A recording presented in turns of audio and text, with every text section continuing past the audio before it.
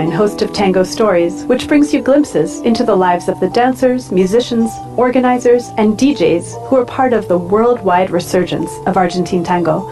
Thanks for joining me here on USALA Radio.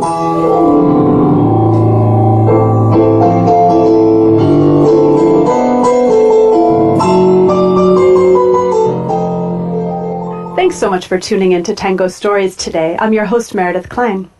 Today I have two guests with me who are here to talk about a surprising intersection between tango history and Philadelphia history. They're Penny Balkin Bach, who's the executive director and chief curator of the Association for Public Art. Welcome, Penny. Nice to be here with you. And also Caitlin Martin, the media and communications manager for the Association for Public Art. Welcome, Caitlin. Hi, thank you. So could we jump right into the middle of everything and talk about this intersection of Argentine tango history and Philadelphia history that occurred on July 24th, 1924?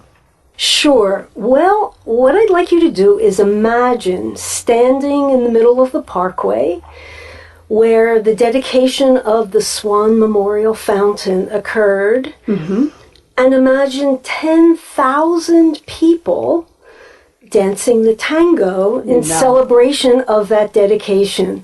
And I have to say, when I heard that, I thought it was the most preposterous idea imaginable. I just could not picture any of it. The quantity of people. The number of people. The fact they were dancing Argentine tango. Where did that come from? The everything about it just seemed incredible. I just thought it was totally hyperbolic.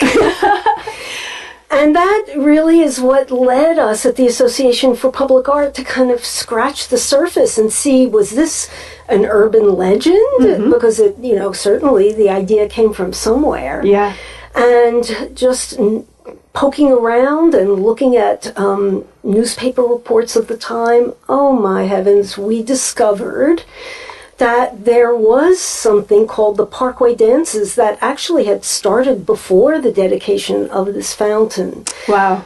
And they attracted, so it said in the accounts of the time, so we have to believe them to be true, between 3,000 and 25,000 people on the Parkway in two different areas around 18th Street and around 20th Street.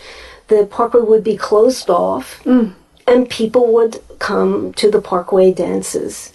To social dances. The numbers, to me, were just extraordinary. Truly. Wow. And so on this particular date, July 24th, the Swan Fountain was being inaugurated. It was turned on for the first time. Yes. So how did that come about? Well, the Parkway was actually designed with the Champs-Élysées in mind, the beautiful boulevard in Paris. And the architect, the landscape architect for the Parkway was French himself, a man by the name of Jacques Rebet. And the amazing thing was that he designed the Parkway with the idea that sculpture would be integrated into the design. So he created a place for a fountain. Okay. And he also suggested, and it actually happened, that the Washington Monument, which actually was located about 500 yards from where it is today, that be moved, which is amazing to think of that huge, complex sculpture being moved. But again, I'm awestruck by the history of Philadelphia and what people were able to achieve, really. And so that fountain was moved on axis. So for the Parkway, you had the Washington Monument up below what later became the Philadelphia Museum of Art, and then the Swan Fountain. I will explain how that came about. And then Philadelphia's City Hall. So you had this kind of promenade of major works of art and architecture that over time were filled in with other cultural institutions that we know today, like the Academy of Natural Sciences and the Franklin Institute, and more recently the Barnes moved into that area. And so the Parkway was envisioned as a cultural boulevard. And the Swan Fountain itself was actually a gift from an organization then called the Fountain Society.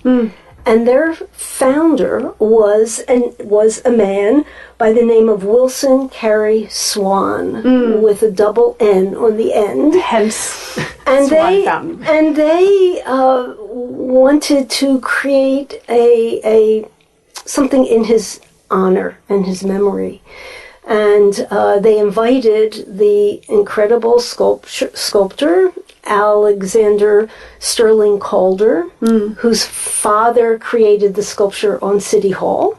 The pen statue, the William Penn statue. And his studio created all of the over 200 sculptures that are carved into the building as well. You walk around, yes. Wow. And so already this wonderful dynasty was created that was later fulfilled by the grandson of Alexander Milne Calder, who did the sculpture on City Hall, because it was his grandson who is the man by the name of Sandy Calder, who pretty much invented the mobile. And in the stair hall of the museum is a huge mobile called Ghost, and that was done by Sandy Calder. So Philadelphia has something no other city in the world has, which is a collection of works by 3 generations of the Calder family. Wow. Alexander Milne Calder, City Hall, Alexander Sterling Calder, the Swan Fountain, and Sandy Calder, the mobile in the Philadelphia Museum of Art. And each of them did other sculptures around Philadelphia as well. And all of those works you just mentioned are lined up in this axis, which is the Ben Franklin Parkway. Yes, yes. Wow. It's fascinating that a city chooses to design itself around culture and art like this, right? That's made brought to the forefront. I think it's very special. I think that our Parkway is really one of the most beautiful boulevards in the world, and I'm fairly well traveled. Wow. And it's in part because it had a vision, and that vision was carried out over time. It didn't happen all at once. Over a long period of time by now. And it's still happening as well.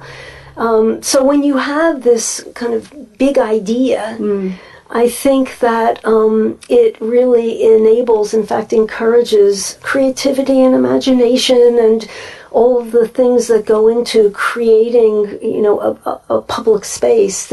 There's a term that's being used recently called placemaking, and I have to honestly say I kind of giggle at that term because it makes it sound like it's a new idea. And in fact, if you look at the Parkway, that's exactly what they did. They just didn't call it that. Exactly. But they were very concerned with the idea of shared public space.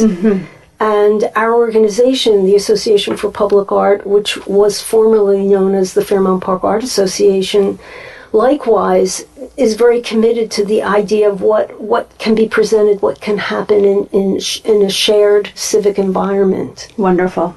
So we're about to take a break and listen to our first tango that we're going to hear, but I was just wondering if you could give us a little rundown of the kinds of dances that happened. There were like Navy and Army dances, there were tango dances on the Parkway. It was actually very orchestrated. They danced the waltz, they danced the foxtrot, they danced the tango, and other dances of the time. They had live music, which typically was played by the city's police or firemen's band, sometimes together. And they were an incredible gathering of people. They had guest singers, they had dance competitions. Ooh. So I think that partially was one of the reasons why they attracted so many people, because they gave cash prizes. Oh, that's great. So people had incentive. They also had demonstrations and themed nights, like the Navy night or Army night or tango only night. So I think that the public had an expectation that this was really an incredible party. Mm-hmm. But, as we'll discuss further, there was a motive behind this, and there were constraints on the rules. Type of party that was allowable in the 20s here in Philadelphia. Very interesting. So we're about to get to that. But beforehand, I went and I found a tango that was recorded in the same year, in 1924. It was recorded by the orchestra of Francisco Canaro. It's called La Vuelta de Rocha, and we're going to listen to that first.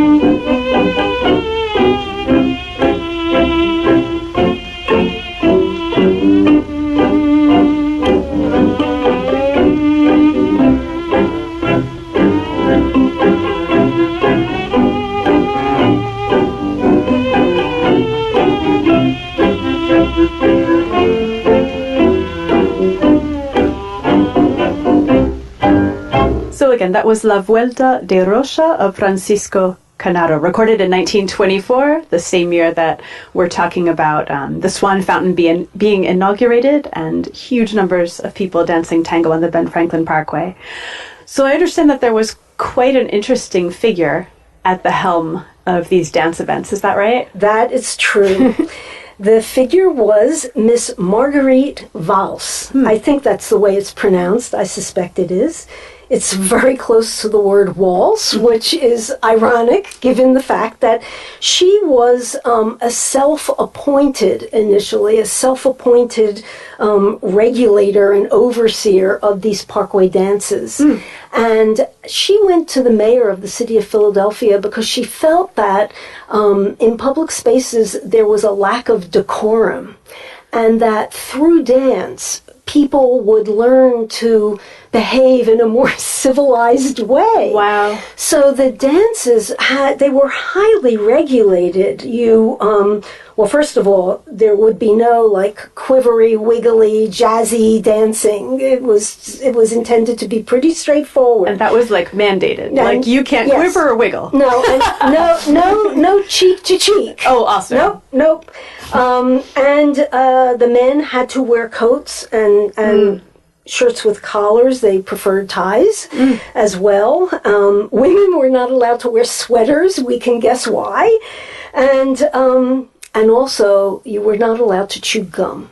Okay. So this atmosphere was, as I imagine it as being a place where people, come for a very special evening. And part of what emerged from this was that the mayor of Philadelphia was so taken by Miss Vals's enthusiasm for decorum, An ability to keep people in line, that he named her Philadelphia's first policewoman. Oh my goodness. And she had under her 75 police officers who she trained in the art in the ideas behind decorum and what was allowable and what was not. Wow. So the idea that this woman had her own sort of team of police officers.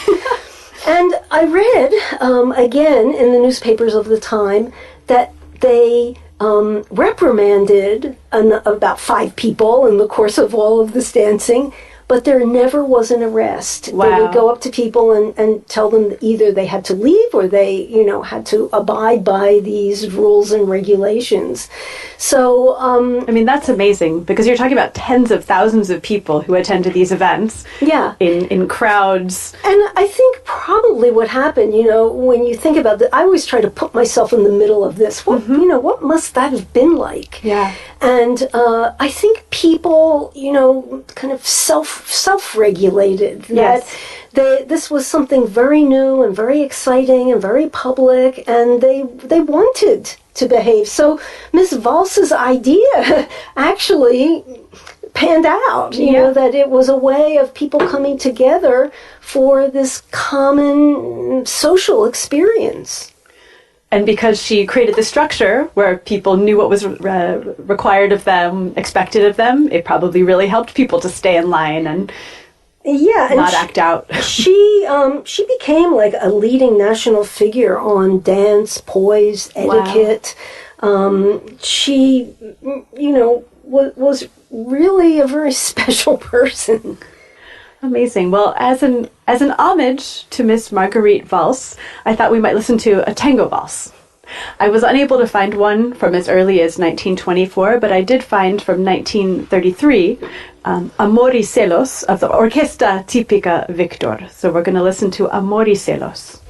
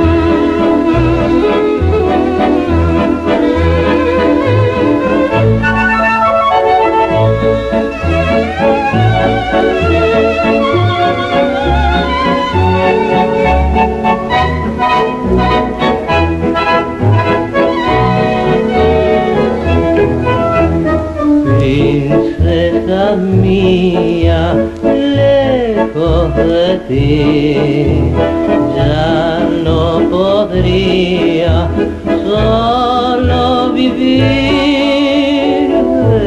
Deja que te ame con frenesí y con pasión te llame junto a mi lado así.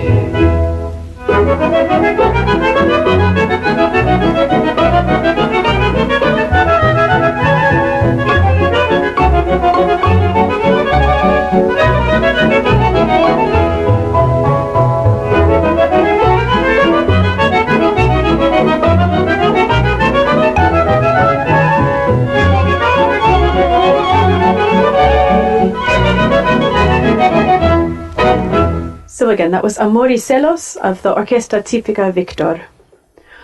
All these great stories and this chance we have to really imagine what life was like in Philadelphia and what these events were like on the Parkway are thanks to the work that the Association for Public Art does, doing research into the history of Philadelphia and pulling it together into stories that we can perceive and imagine, and also you also take care of the art along the Parkway. So, well, I just said a lot, but you tell us what it is that you do. Our association was formed in 1872. My goodness. It actually is the first public art organization in America. Wow. And it was formed by a group of private citizens, and they really believed that art should be for everybody. When you think about it, when you go to a museum, unless you plan to go to free admission days, you need a ticket, you need to dress up, you need to plan ahead. Public art is available 24/7. You don't need a ticket. You don't need to plan ahead. You can enjoy one. You can enjoy 10. And so over these many years, and our organization, for example, was already organized 50 years before the Parkway dances. Wow. And many of the historic sculptures that you see, and of course more contemporary ones, are products of our organization's efforts. And we really do 4 different things. We commission new work and acquire new work. We have a conservation program which takes care of public art. When a lot of the bronze sculptures, for example, were installed, people thought that bronze was something that would endure forever. It was also before acid rain and pollution and cars. Wow. So there was initially no accommodation for taking care of these beautiful things. So we attend to that. We work closely with the city on that project. And then we have, a fairly substantial activity where we help with the interpretation and the promotion of public art. We want Philadelphia to be seen as a premier city for public art, which we are. The public art in Philadelphia is like a museum without walls. You can experience the history of American sculpture by walking down the Parkway and through Fairmount Park. And no other city has that concentration of sculpture and also that high quality of sculpture, and Philadelphia is known for that. So our role over the years as well has been to help people appreciate what's there, because it would be very easy to walk by a sculpture and not give it much thought. Absolutely. So we try to create events that help people see public art in a new way. And that's how we came about. That's how the program came about. That caused us to try to reimagine the Parkway dances. Caitlin, you're going to tell us a little bit about this reimagining? Yeah, so as Penny said, what we try to do is find ways to reintroduce people to the existing collection of sculpture in the city. And in 2012, we hosted an evening of tango at Swan Memorial Fountain. And we actually had a dance competition. We did a public dance. There was instruction as well from professional dancers that were there. And we're delighted to see that this has been reimagined again by other organizations. Last year, I believe there was a tango dance at Swan Fountain. Yeah, last year as part of the beginning of the centenary celebrations of the Benjamin Franklin Parkway, the Parkway Council came to me and said, hey, Philadelphia Argentine Tango School, let's create another dance. And so once again, we had live music and hundreds of people dancing and learning tango. But thanks to the Ballet X portable floor, this time we could all pivot with comfort. Oh, great. We didn't have to pivot on concrete or on gravel around the fountain. So that was like the modern upgrade. But it was amazing. That's great. Yeah, we actually had to bring in a portable dance floor as well when we learned from the experts that was an important part. Yeah. And we're excited to see that this Friday from 5 to 10, there's going to be other events to celebrate the centennial. They're wrapping it up this Friday as part of what they're calling the Parkway Soiree. And there will be dances again at Swan Fountain for that. And as Penny's really been talking about, there's just the Parkway is full of sculpture with unique stories like this one that we're talking about today. And we've been working to share these stories with people through a program called Museum Without Walls Audio. And what we've done is create these 3 to 5 minute, it really feels like conversations where you walk in and hear authentic voices, people that have direct connections to the sculptures, talking about these really great histories and stories. And it's an accessible program. You can simply dial a phone number and put in the stop number to hear about the artwork. Oh, cool. Or you can visit our website at associationforpublicart.org or museumwithoutwallsaudio.org to listen to the audios. You can stream them on your phone. We also have an app. So it's a multi-platform program that allows people to learn more about these great collection of artwork that Philadelphia has. So as people are walking down the Parkway, for example, they can take this device that's already in their hand, Right. even if it's not a smartphone, Yes. and they can dial in and put in a code and just hear about this piece of art that this happens to be in front of them. Right. And That's amazing. Yeah, and as Penny mentioned, we worked with Center City District and the City of Philadelphia to write a lot of the signs that you see. So we've written the signs. We also have medallions on the signs that have an audio program. So the phone number is right there in front of you, and you can dial in and check it out. That's fantastic. Well, I think we're almost ready to wrap up. Anything else you want to add? Download the app for Museum of Walls Audio.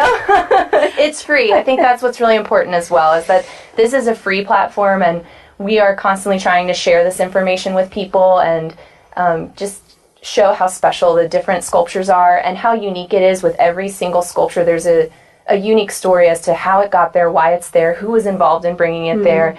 It's different with every artwork. So, and I think, it's really interesting that we're using technology, which, can provide you with all this information, but it also requires a personal interaction to fully understand the sculpture. You can learn about it on your phone sitting in your living room, but there's nothing like going out and walking around it and seeing how the light falls on it. So we really like to think of public art as encouraging social interaction among people in the city, and I think we can all agree we need more of that these days. Yeah.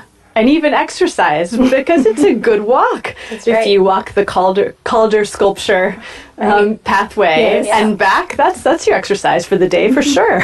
right. Really awesome. So can you give us that website one more time? Yeah, go to museumwithoutwallsaudio.org to learn more about the different stories of the sculpture in Philadelphia. Spectacular. And then for the Association for Public Art? Yeah, the associationforpublicart.org.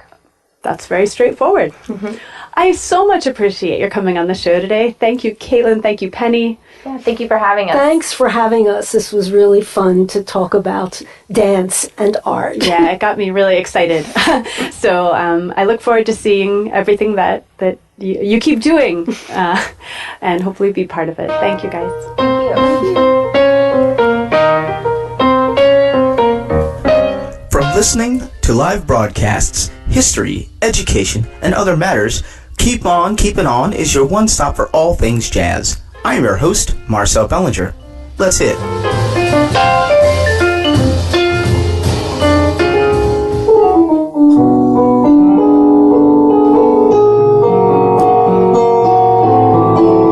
So you've been hearing about tango events as part of the Benjamin Franklin Parkway celebrations, both back in 1924 and also in the present day. And this Friday, October 26th, is going to be the culmination of a whole year of celebrations for basically the 100th birthday of the Ben Franklin Parkway.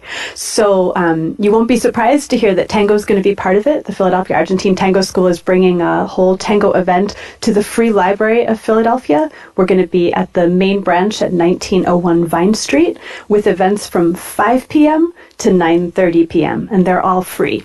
So you can come from 5 to 6:30 to see pop-up performances all over the library. And if you're a tango dancer, it's not too late to actually participate, which you can do by emailing or messaging me, Meredith Klein. From 6:30 to 7:15 p.m., something super exciting, the contemporary ballet company, Ballet X, which is absolutely amazing, is going to be giving a performance in the lobby of the Free Library. And then from 7:30 to 7:50 p.m., I will be performing with Matthias Facio. We'll be giving a tango performance also in the lobby of the library. After that, there'll be a short tango class that everyone's welcome to participate in, and then a milonga, a social dance. That'll be from 8:15 to 9:30 p.m., the social dance. So you have plenty of time to get your tandas in if you're a tango dancer. So please consider joining us for all of that on Friday, October 26th. And as always, there's more information at philadelphiatangoschool.com. For now, though, we're going to start listening to music that's related to the events that happened the next day, Saturday, October 27th. Let's listen first, and then we'll talk about those events. We're going to hear El Día que me quieras, played by Pablo Estigarribia, a really remarkable tango and jazz pianist. This is El Día que me quieras.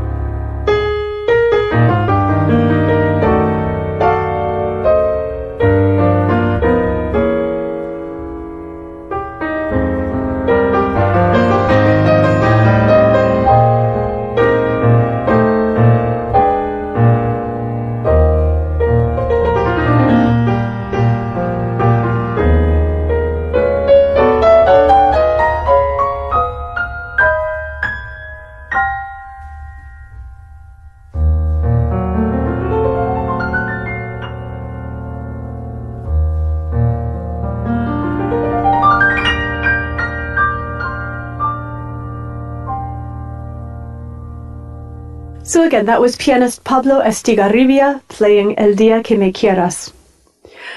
Pablo is going to be playing in Philadelphia for the first time ever this Saturday as part of a really exciting program that launches the Fishtown Salon concert series, which is happening at the Philadelphia Argentine Tango School.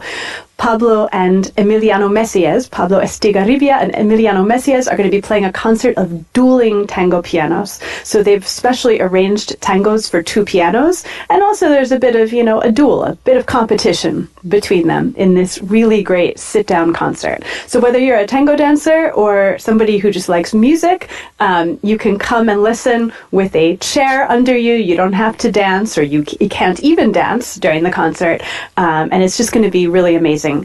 We already have one grand piano in the studio, and we're bringing in another acoustic piano, so it's going to be two acoustic pianos playing live. Really amazing.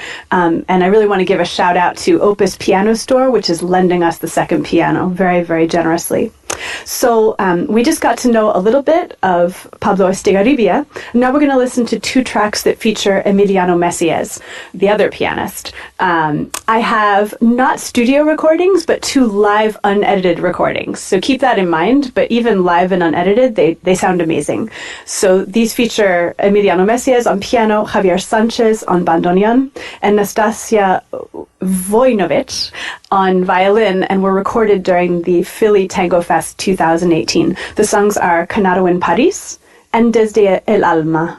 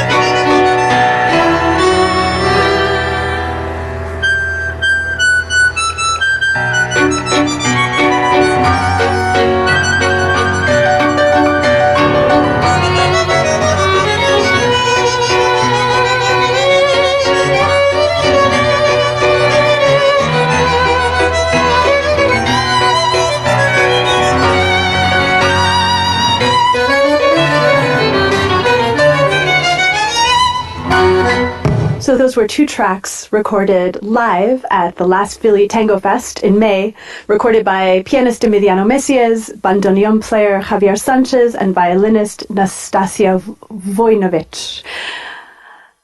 So again, this Saturday, October 27th at 7 p.m., the launch of the Fishtown Salon concert series with this dueling tango piano concert, which features Pablo Estigarribia and Emiliano Messias. You can buy tickets, and you can save money if you buy tickets in advance by going to philadelphiatangoschool.com/fishtown-salon. Or if you can't find that, just go to philadelphiatangoschool.com, and from the homepage you can navigate to information about the concert series, which is called the Fishtown Salon. So we're going to finish the show by listening to 3 more great songs off of the album by Pablo Estigarribia. We're going to hear Danzarin, and then Flores Negras, and lastly, La Comparsita.